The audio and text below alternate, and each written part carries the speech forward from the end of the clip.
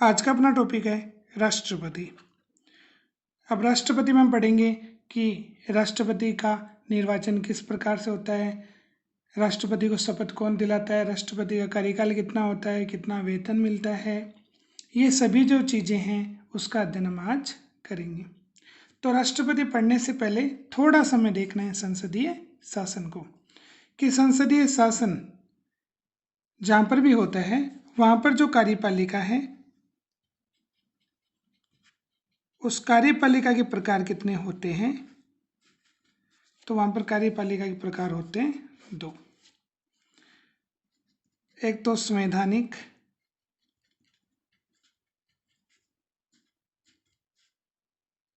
या नाममात्र की कार्यपालिका,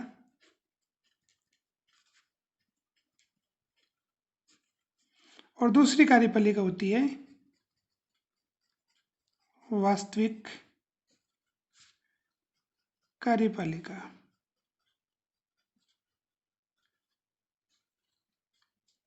संवैधानिक या नाममात्र की जो कार्यपालिका होती है उसके तहत हम भारत की बात करें तो यहाँ पर संवैधानिक जो अध्यक्ष होंगे वो होंगे राष्ट्रपति।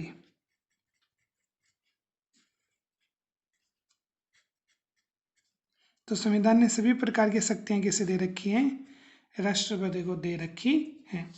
उसी प्रकार से भारत के संदर्भ में अगर वास्तविक कार्यपालिका की बात करें तो ये शक्ति दे रखी है संविधान ने मंत्रिपरिषद को,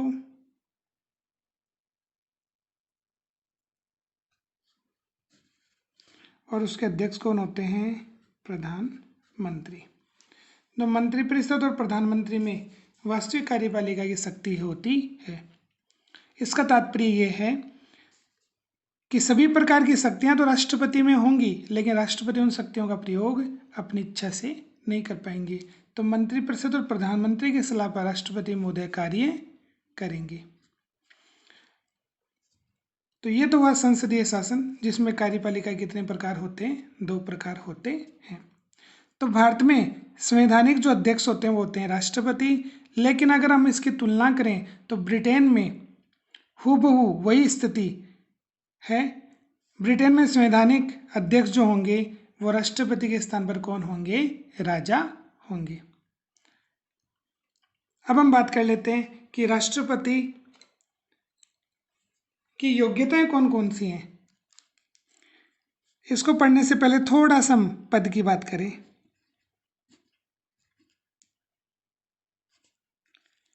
कि राष्ट्रपति का पद संविधान के कौन से अनुच्छेद से संबंधित है, तो संविधान और संविधान में अनुच्छेद 52। संविधान का अनुच्छेद 52 कहता है कि भारत का एक राष्ट्रपति होगा। तो राष्ट्रपति पद का जो उल्लेख है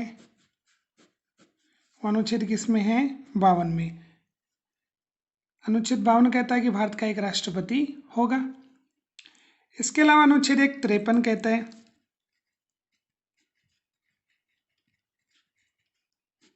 अनुच्छेद 53 क्या कहता है कि संघ की कार्यपालिका शक्ति, संघ की कैसी शक्ति, कार्यपालिका। तो संघ की कार्यपालिका शक्ति किसमें विद्यमान होगी, राष्ट्रपति में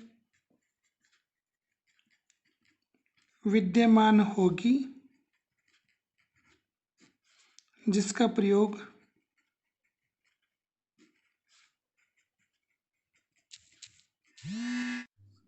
प्रयोग वह स्वयं या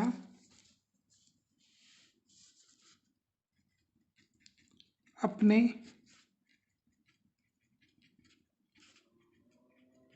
अधीनस्थों के माध्यम से करेगा। तो यहाँ पर ये बात हो रही है कि कार्यपालिका शक्ति होगी तो राष्ट्रपति में, लेकिन वो इसका प्रयोग या तो स्वयं कर सकता है या उसके जो अधीनस्थ हैं, अधीनस्थ अभिप्राय हम बात कर रहे थे मंत्रिपरिषद और प्रधानमंत्री की, ठीक है, तो इनकी सलाह से वो कार्य करेगा। तो हमने पढ़ा कि अनुच्छेद 52 राष्ट्रपति के पद का उल्लेख करता है, अनुच्छेद 53 राष्ट्रपति की कार्यपालिका शक्ति का उल्लेख करता है। अब राष्ट्रपति को हम कुछ बिंदुओं के माध्यम से पढ़ेंगे। सबसे पहले हम बात कर लेते हैं योग्यताएं।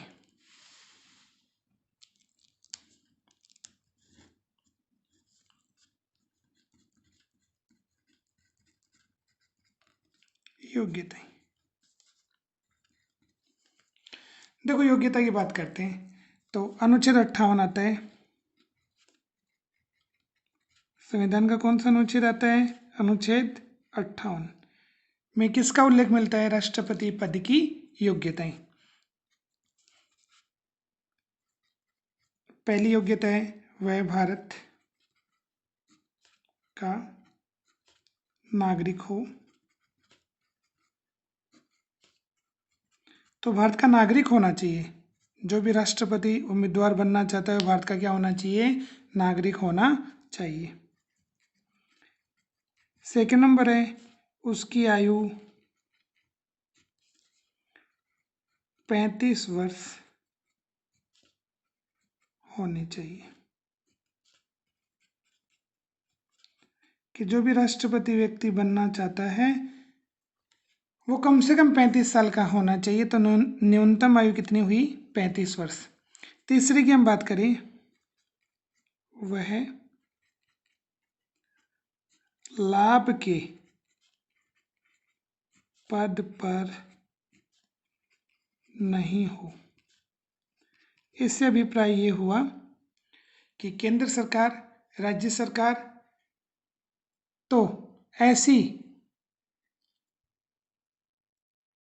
तो वह लाभ के पद पर नहीं होना चाहिए।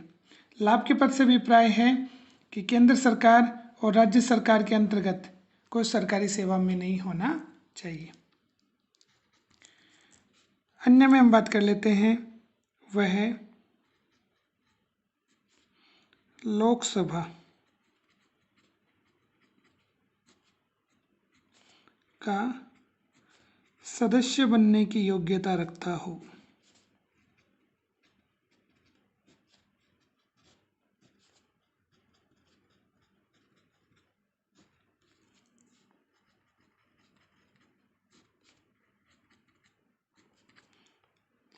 तो लोकसभा का सदस्य बनने की योग्यता रखता हो।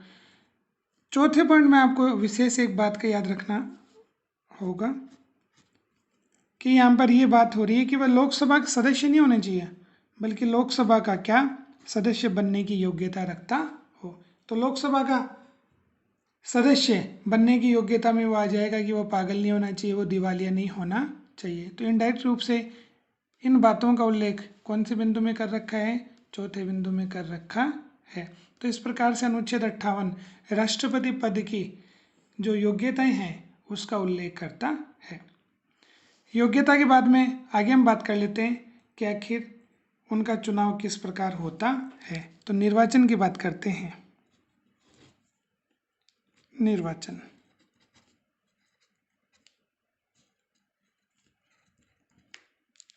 निर्वाचन से तात्पर्य है चुनाव।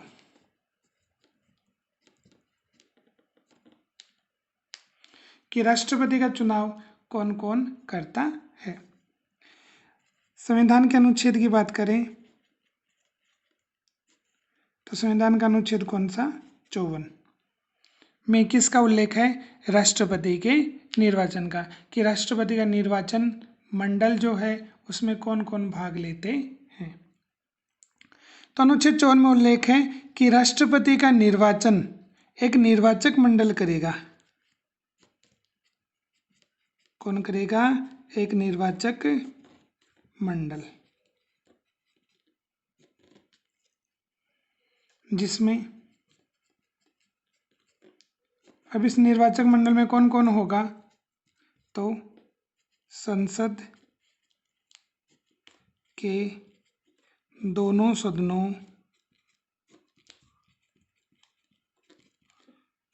संसद के दोनों सदनों के कैसे सदस्य भाग लेंगे? निर्वाचित सदस्य। तो संसद के दोनों सदनों के निर्वाचित सदस्य इसमें भाग लेंगे। साथ में राज्य विधानसभाओं तो राज्य विधानसभाओं के कैसे सदस्य भाग लेंगे? निर्वाचित सदस्य। राष्ट्रपति के निर्वाचक मंडल में भाग लेंगे। तो प्रारंभिक रूप से यही व्यवस्था की गई थी। फिर संविधान में एक संशोधन किया गया और वो संशोधन कौन सा हुआ? वो संशोधन हुआ 70वां। तो 70वां संविधान संशोधन किया गया। 70वें संविधान संशोधन के माध्यम से 1992 में ये प्रावधान जोड़ा गया। क्या प्रावधान जोड़ा गया? कि दिल्ली और दिल्ली के साथ में पुदुचेरी, जिसको हम पांडिचेरी बोलते हैं, तो दिल्ली और पुदुचेरी ये कैसे प्रदेश हैं? ये संघ राज्य हैं। तो 7 संघ राज्य, जिनमें दिल्ली और पुदुचेरी की बात करें तो इन संघ राज्यों की जो विधानसभाएं हैं, उन विधानसभाओं को भी अनुमति दी गई। किसके चुनाव में? राष्ट्रपति के चुनाव में। तो हम बात कर लेते हैं कि राष्ट्रपति का निर्वाचन या राष्ट्रपति का चुनाव कौन कौन करते हैं। तो संसद के दोनों सदन, संसद के 2 सदन, एक लोकसभा दूसरा राज्यसभा, वहां के कैसे सदस्य इसमें भाग लेंगे? निर्वाचित सदस्य इसमें भाग लेंगे। पहली बात तो ये हुई। दूसरी बात क्या है कि राज्य विधानसभाओं की बात करें कि जितने भी राज्य हैं उनमें विधानसभाएं हैं, उनमें सिर्फ विधानसभाओं के भी कैसे सदस्य भाग लेंगे? सिर्फ निर्वाचित सदस्य भाग लेंगे। एक बात तो ये हुई। इसके अलावा किसको जोड़ दिया गया है? तो संविधान में संशोधन के माध्यम से दिल्ली और पुदुचेरी की जो विधानसभाएं हैं, उन विधानसभाओं के भी कैसे सदस्य भाग लेंगे? निर्वाचित सदस्य। तो ये सभी मिलकर के एक निर्वाचक मंडल बनाएंगे और वो निर्वाचक मंडल किसका निर्वाचन करेगा? राष्ट्रपति का निर्वाचन करेगा। राष्ट्रपति के चुनाव में हर कोई व्यक्ति भाग नहीं ले, इसलिए व्यवस्था की गई है। क्या व्यवस्था की गई है? कि प्रस्तावक और अनुमोदकों की व्यवस्था की गई। प्रस्तावक और प्रस्तावक के साथ साथ अनुमोदक।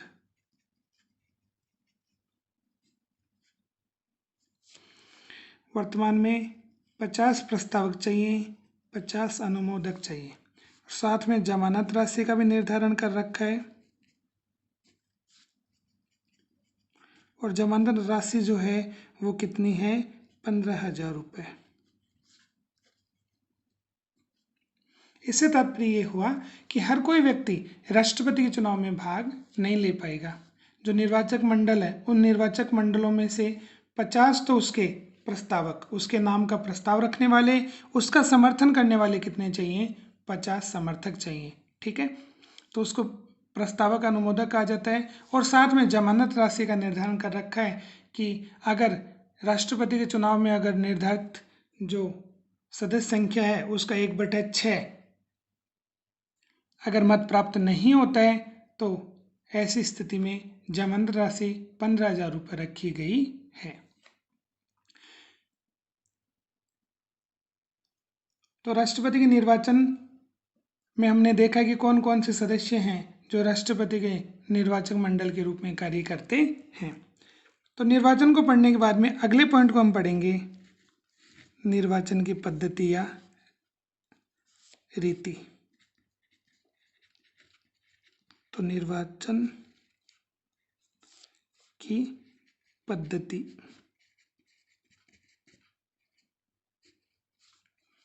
निर्वाचन की पद्धति। राष्ट्रपति के निर्वाचन की पद्धति की बात करें तो संविधान का कौन सा अनुच्छेद? अनुच्छेद 55 अनुच्छेद 55 में उल्लेख है राष्ट्रपति की निर्वाचन की पद्धति कि किस विधि से राष्ट्रपति को चुना जाता है। तो राष्ट्रपति का चुनाव अप्रत्यक्ष रूप से किया जाता है।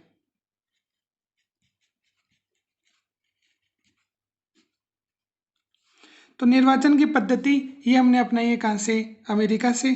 तो यहाँ पर जनता राष्ट्रपति के निर्वाचन में प्रत्यक्ष भूमिका नहीं निभाती है, बल्कि कैसी भूमिका होती है जनता की? अप्रत्यक्ष भूमिका होती है। तो कौन सी पद्धति से राष्ट्रपति को चुना जाता है? आनुपातिक प्रतिनिधित्व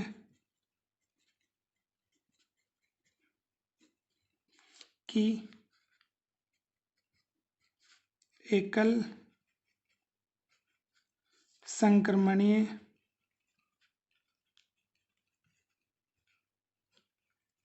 मत पद्धति के गुप्त मतदान के द्वारा। आनुपातिक या समानुपातिक प्रतिनिधित्व की कौन सी पद्धति? एकल संक्रमणीय मत पद्धति। इसके माध्यम से किसे चुना जाता है? राष्ट्रपति को चुना जाता है। और ये मतदान कैसा होता है? क्या खुला मतदान होता है या गुप्त होता है? तो गुप्त मतदान होता है। अब इसमें एकल संक्रमणीय मत पद्धति कौन सी है? तो एकल संक्रमणीय मत पद्धति उसे कहते हैं जिस विधि से निर्वाचक मंडल के सदस्य किसको चुनते हैं? राष्ट्रपति को चुनते हैं। अब इसमें एकल संक्रमणीय मत पद्धति में पसंद के आधार पर क्या दी जाती है?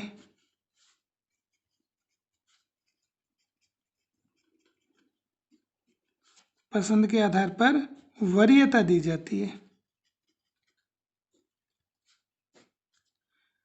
जैसे सिंपल वे में बात कर लें, 4 व्यक्ति खड़े हो गए, जैसे राम, श्याम, मोहन,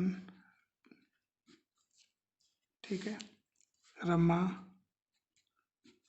4 व्यक्ति खड़े हो गए। एक व्यक्ति एक ही वोट देगा निर्वाचक मंडल का, लेकिन पसंद अलग अलग होगी। जैसे एक व्यक्ति वोट देने के लिए जाता है, वो ग्रेडिंग सिस्टम देता है। जैसे श्याम को वो सबसे ज़्यादा पसंद करता है तो एक ग्रेड इसको दे देता है, रमा को, मोहन को और राम को। दूसरा व्यक्ति जाएगा, वो राम को 1 नंबर दे दे, अन्य को 2 नंबर दे दे। इस प्रकार से ग्रेडिंग सिस्टम होता है। तो पसंद के आधार पर क्या दी जाती है?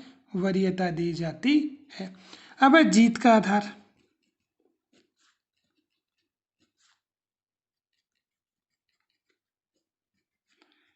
कि कौन व्यक्ति राष्ट्रपति बनेगा, तो इसमें एक सूत्र दे रखा है जिसको बोलते हैं हम न्यूनतम कोटा। ये न्यूनतम कोटा का सूत्र है। क्या सूत्र है? डाले गए वैध मतों की संख्या, डाले गए वैध मतों की संख्या बटे निर्वाचित होने वाले उम्मीदवारों की संख्या, निर्वाचित होने वाले उम्मीदवारों की संख्या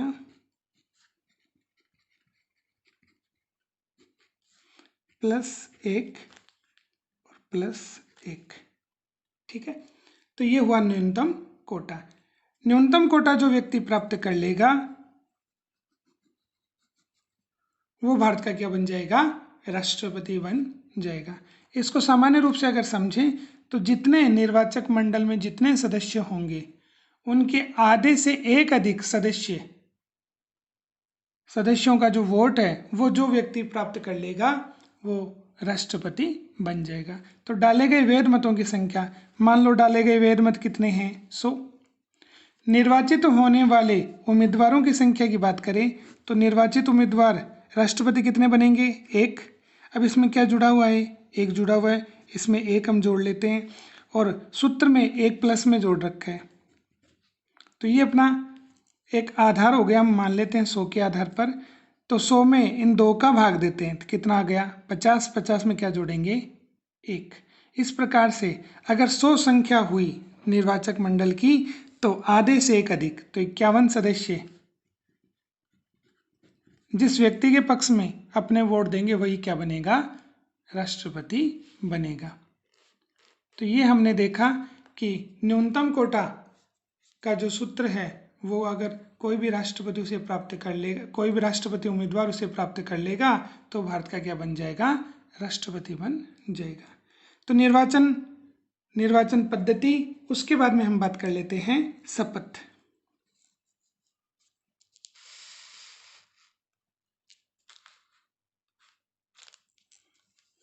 तो अगला जो अपना पॉइंट आ जाता है वो आता है शपथ। राष्ट्रपति जो शपथ लेते हैं वो शपथ किसके लेते हैं?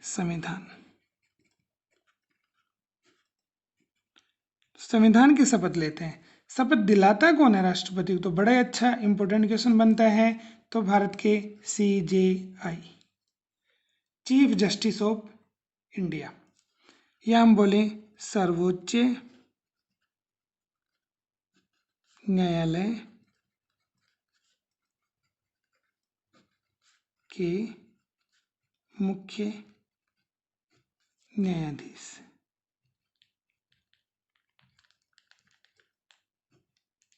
सर्वोच्च न्यायालय के मुख्य न्यायाधीश या चीफ जस्टिस ऑफ इंडिया। तो वर्तमान में कौन है? अरविंद बोबड़े। तो CJI जो है वो राष्ट्रपति को संविधान की शपथ दिलाते हैं। शपथ के बाद में हम बात कर लेते हैं कि राष्ट्रपति महोदय शपथ ग्रहण करने के बाद में अपना काम शुरू करेंगे, तो उनके कार्यकाल की बात कर लें।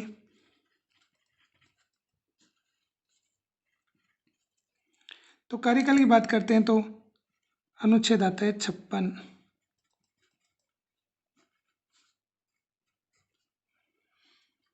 राष्ट्रपति का कार्यकाल कितना है? 5 वर्ष। लेकिन 5 वर्ष का अगर कार्यकाल पूरा हो गया है और नए राष्ट्रपति का जब तक चुनाव नहीं हुआ है तब तक राष्ट्रपति अपने पद पर विद्यमान रहेंगे। तो ये हुआ कार्यकाल। समय पूर्व राष्ट्रपति अपने पद को छोड़ सकते हैं, तो त्यागपत्र दे सकते हैं। राष्ट्रपति अपना त्यागपत्र किसे देंगे? उपराष्ट्रपति को।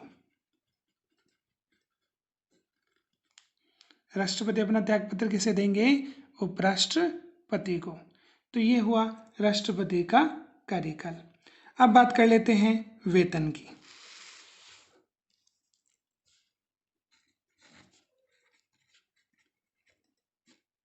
वेतन 2008 में राष्ट्रपति को 1.5 लाख रुपए मासिक वेतन मिलता था।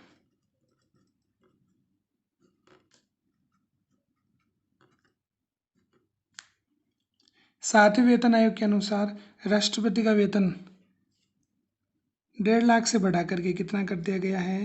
5 लाख प्रति माह। तो वर्तमान में राष्ट्रपति को कितना वेतन प्राप्त होता है?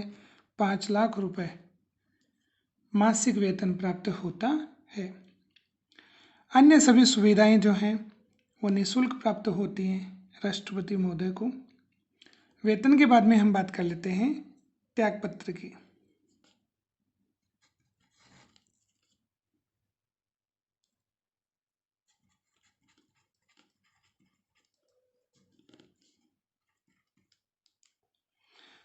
तो त्यागपत्र के बारे में हमने देख लिया था कि राष्ट्रपति अपना त्यागपत्र किसे देते हैं? उपराष्ट्रपति को देते हैं।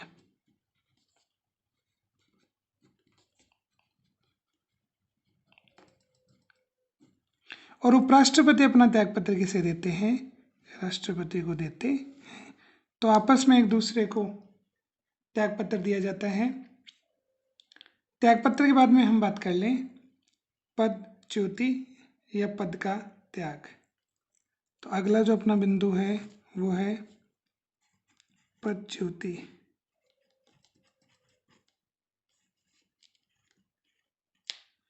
कि राष्ट्रपति को किस प्रकार पद से हटाया जा सकता है। तो संविधान और संविधान का अनुच्छेद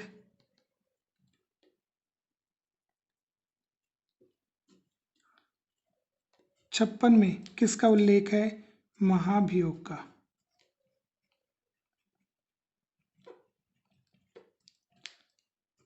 संविधान के कौन से अनुच्छेद में? 56 में किसका उल्लेख है? महाभियोग का। महाभियोग की जो प्रक्रिया है,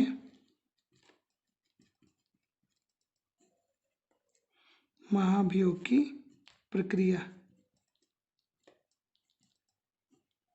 उसका उल्लेख अनुच्छेद 61 में है।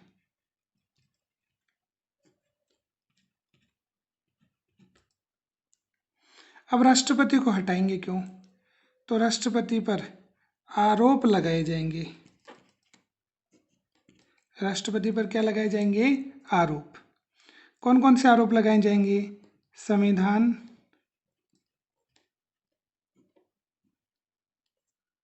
का अतिक्रमण,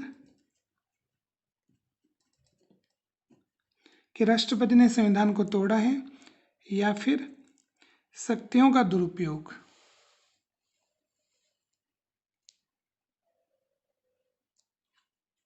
तो संविधान का अतिक्रमण या फिर किसका?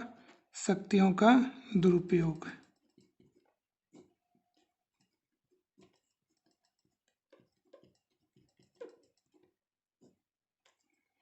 तो इनके आधार पर राष्ट्रपति को समय पूर्व पद से हटाया जा सकता है।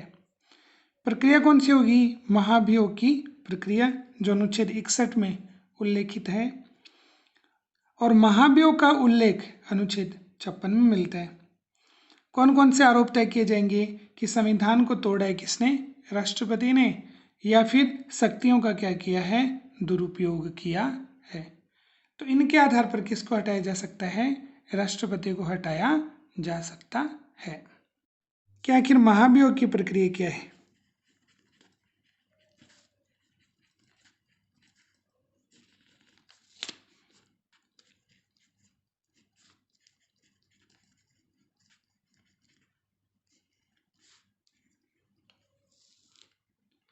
महाभियोग की प्रक्रिया की बात करें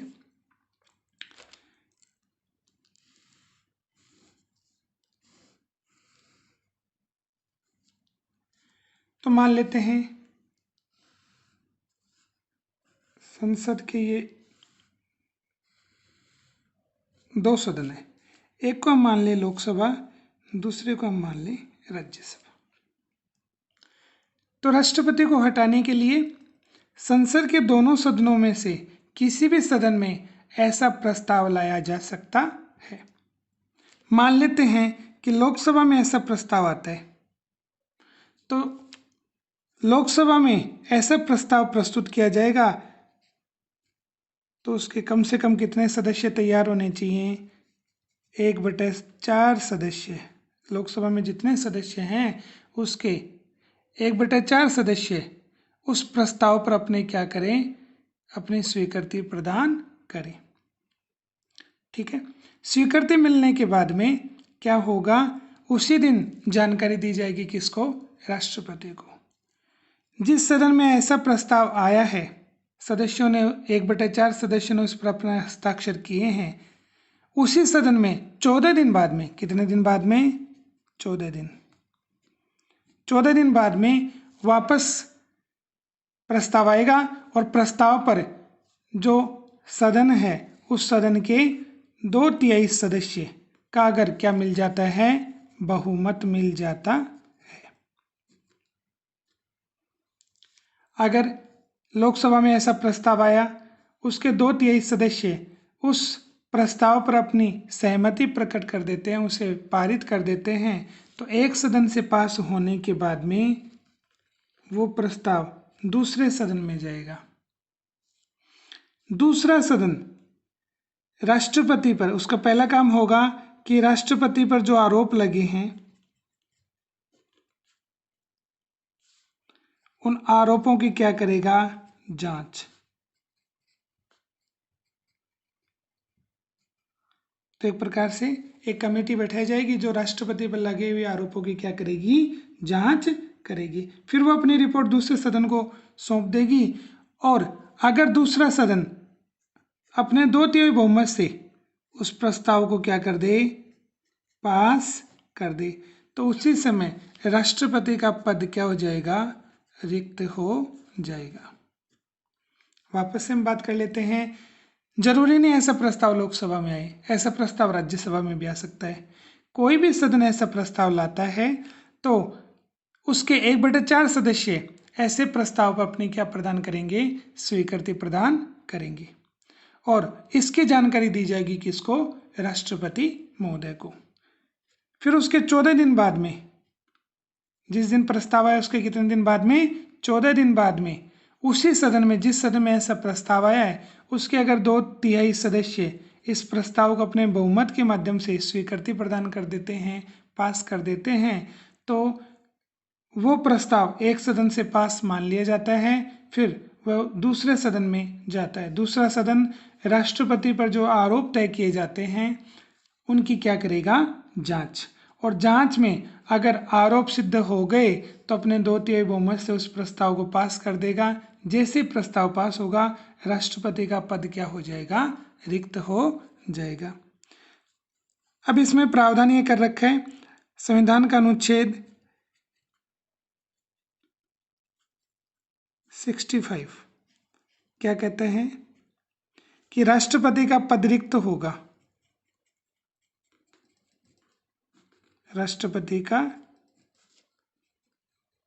पद रिक्त होने पर उपराष्ट्रपति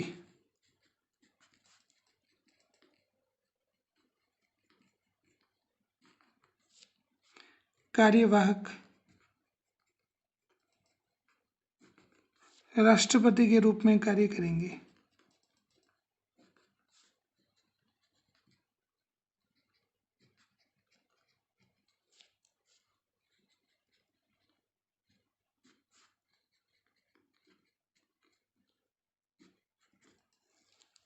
ठीक है, तो राष्ट्रपति जैसे ही अपनी सीट छोड़ देंगे तो राष्ट्रपति का पद रिक्त नहीं हो पाएगा, तो उपराष्ट्रपति अपने पद को छोड़ करके कार्यवाहक राष्ट्रपति के रूप में कार्य करेंगे। जब कार्यवाहक राष्ट्रपति के रूप में उपराष्ट्रपति कार्य करेंगे तो राष्ट्रपति को मिलने वाली सभी सुविधाएं, सभी वेतन किसे प्राप्त होगा, उपराष्ट्रपति को कार्यवाहक राष्ट्रपति के रूप में प्राप्त होगा। 6 माह में राष्ट्रपति का चुनाव करवा लिया जाएगा। इसके बाद में एक चीज और हम पढ़ लेते हैं, उन्मुक्तियां।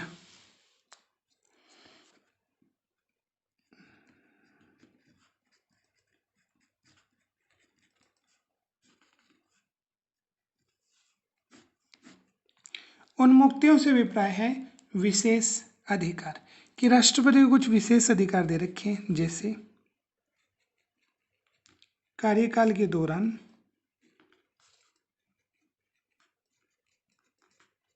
कि जब राष्ट्रपति अपने पद पर कार्य करेंगे तो कार्यकाल के दौरान राष्ट्रपति पर दीवानी और फौजदारी मुकदमा दायर नहीं हो पाएगा।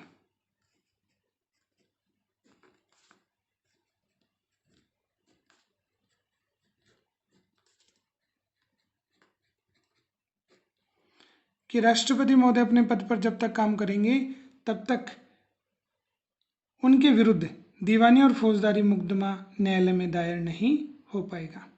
एक तो ये उन्हें विशेष अधिकार दे रखे हैं, साथ में उन्हें कार्यकाल के दौरान क्या नहीं किया जाएगा, गिरफ्तार नहीं किया जाएगा। तो गिरफ्तारी का वारंट उनके विरुद्ध जारी नहीं होगा, उन्हें गिरफ्तार नहीं किया जाएगा। दीवानी मामले राष्ट्रपति के विरुद्ध तभी चलाए जा सकते हैं कार्यकाल के दौरान जब उन्हें 2 महीने पूर्व क्या दिया गया है, लिखित नोटिस, कि लिख करके उनको सूचना दी गई है। उसके बाद में 2 महीने बाद में उनके विरुद्ध दीवानी कार्य किए जा सकते हैं। आगे हम बात कर लें, कार्यकाल के दौरान उनके वेतन में किसी प्रकार की क्या नहीं की जाएगी, कटौती नहीं की जाएगी। राष्ट्रपति की मृत्यु के बाद में उनकी पत्नी को जितना वेतन राष्ट्रपति महोदय को मिल रहा है, ठीक है, उसका आधा वेतन प्राप्त होगा, सरकारी आवास प्राप्त होगा। तो राष्ट्रपति की मृत्यु के बाद में उनकी पत्नी को आधा वेतन प्राप्त होगा। तो आधा वेतन प्राप्त होगा राष्ट्रपति महोदय की पत्नी को। इस प्रकार से कुछ उन्मुक्तियां किसे दी गई हैं, राष्ट्रपति को दी गई हैं। उन्मुक्तियों के बाद में सामान्य सी 2-3 बातों का जिक्र और हम कर लेते हैं। जैसे प्रथम राष्ट्रपति कौन बने, भारत के प्रथम राष्ट्रपति बने डॉक्टर राजेंद्र प्रसाद।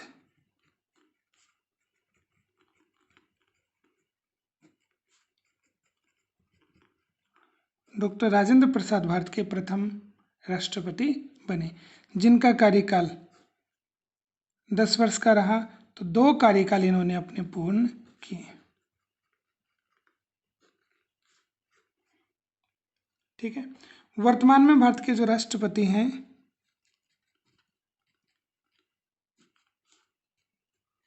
वो हैं रामनाथ कोविंद।